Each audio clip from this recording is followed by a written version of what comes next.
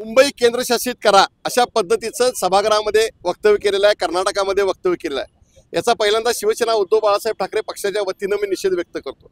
त्यांना माहित नाही आहे 105 लोकांनी हुतात्मे झाल्यानंतर ही मुंबई ही महाराष्ट्रामध्ये समाविष्ट झाली आहे आणि मुंबई नाही तर त्यावेळीची सुद्धा अशी मागणी होती मुंबईसह बेळगाव, बिदर, भालकी, कारवार, निपाणीसह संयुक्त महाराष्ट्र झाला पाहिजे।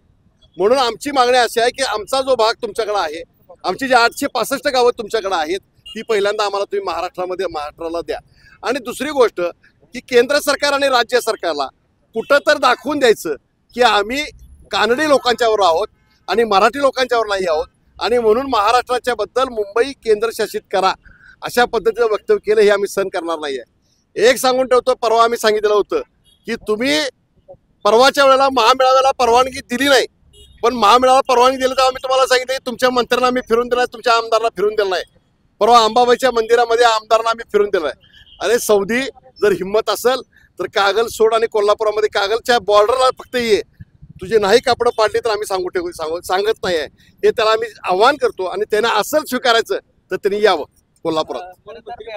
बेळगाव महाराष्ट्राला द्या, पण त्या बदल्यात मुंबई आपल्याकडे घ्या असं त्यांनी सरकारला म्हटलेलं आहे।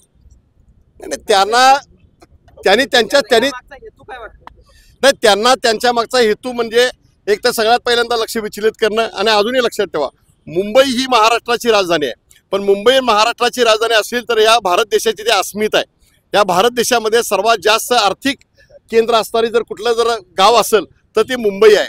त्यामुळे त्यांना या बाबतीमध्ये बोलता येणार नाही आहे आणि वेळोवेळी या कर्नाटकच्या मंत्र्यांना असेल, कर्नाटकच्या आमदारांना स्वतःची लोकप्रियता वाढवण्यासाठी, सवंग लोकप्रियतेसाठी महाराष्ट्रातील कुठल्या तर भागावर बोलणं, महाराष्ट्राच्या कुठल्या तर गावाबद्दल बोलणं ही त्यांना एक सवय झालेली आहे। ही सवय जरी म्हटलं तर ते मानसिकता तपासून घ्यायला पाहिजे। तिने का बोलतात याबद्दल आम्हाला नाही आहे, पण आम्ही एवढं सांगतो की तिने अशा पद्धतीचं महाराष्ट्राच्या मुंबईबद्दल जर बोलत असेल तर त्याला आम्ही योग्य ठिकाणी जागा दाखवून देऊ।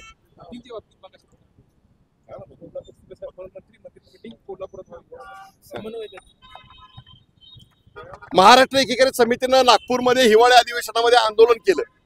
या आंदोलनामध्ये आपण जर बघितलं रमाकांत कोंडूसकरांच्यासह अनेक तिथले असणारे महाराष्ट्र एकीकरण समितीचे लोक गेले होते। यावेळेला महाराष्ट्राच्या मुख्यमंत्री देवेंद्र फडणवीसनं सांगितलं की कर्नाटक आणि महाराष्ट्रामधला दुवा साधण्यासाठी आम्ही समन्वयक मंत्री महाराष्ट्राच्या वतीनं आम्ही नेमतो। मग मला एक सांगा की गेली 10 वर्ष चंद्रकांत दादा पाटील असतील, या ठिकाणी एकनाथ शिंदे असतील, हे समन्वयक मंत्री म्हणून याच्या 10 वर्षापूर्वी दोन्ही सरकारमध्ये होते, पण एकही बैठक या ठिकाणी आपल्याला झालेली आपल्याला दिसून आलेलं आहे। कोणी समन्वयक मंत्री हा कर्नाटकामध्ये गेलेला नाही आहे, कारण त्या मंत्र्यांचं जायचं धाडस नाही आहे, कर्नाटकच्या पोलिसांच्या समोर जाण्याचं त्यांचं धाडस नाही। आमचं एकच मत आहे की महाराष्ट्र सरकारनं 865 गावामध्ये जी वैद्यकीय सेवा महाराष्ट्र शासन मोफत देण्याला सांगितलं होतं त्याचा कुठेही अंमल झालेला नाही आहे।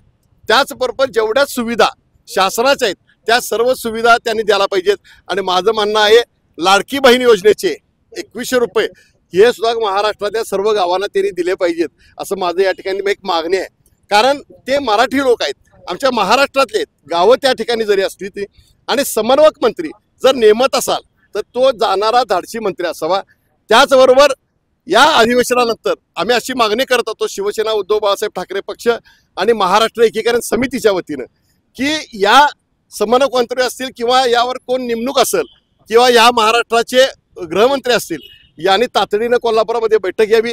यामध्ये महाराष्ट्र एकीकरण समितीचे सर्व लोक, कोल्हापूर जिल्ह्यामध्ये काम करणारे सर्व राजकीय पक्षाचे सर्व पदाधिकारी, या ठिकाणी सारे लोकप्रतिनिधी यांची बैठक घ्यावी आणि योग्य त्या काय सुविधा देतो हे पहिल्यांदा जाहीर करावं। नुसतं मुंबईमध्ये आणि नागपूरमध्ये बोलून तोंडाच्या वाफा या मंत्र्यांनी घालवू नये। भविष्यामध्ये ह्या देशामध्ये कायदा करणं गरजेचं आहे। आपल्या जे लोकप्रतिनिधी निवडून द्यायचे असतात, मग आमदार खासदार कोणी असले तर त्यांचं मेडिकल सर्टिफिकेट घेणं आवश्यक करावं, म्हणजे कंपल्सरी करावं। म्हणजे तो बाबा माथी फिरू आहे का, त्याचं बाबा मानसिक स्थिती कशी आहे सध्या, बाबा तो पुढे भविष्यात निवडून तर कसा वागेल, कसा बोलेल हे बघणं आवश्यक असं मला ह्या सौदीच्या प्रकरणात वाटायला लागलेलं आहे। आणि कदाचित त्यांची मानसिक संतुलन बिघडलं असावं म्हणून ते बोलतायत। काय बोलतायत, कुठली भाषा बोलतायत? अरे मुंबई एवढी सोपी आहे का? भली दमली, किती वर्ष दमतायत मुंबईकडे बघायला, तिरका डोळा करून बघायचं धाडस कोण होत नाही। तुम्ही बोलताय केंद्रशासित करा म्हणून।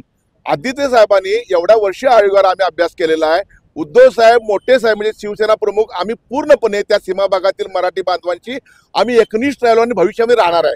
निवडणुकीपुरता नाही आम्ही, फक्त आश्वासनं घोषणा आम्ही देणारी माणसं नाही आम्ही. आणि म्हणून आदित्य साहेबांची मागणी केलेली आहे ती सीमा भाग केंद्रशासित करा.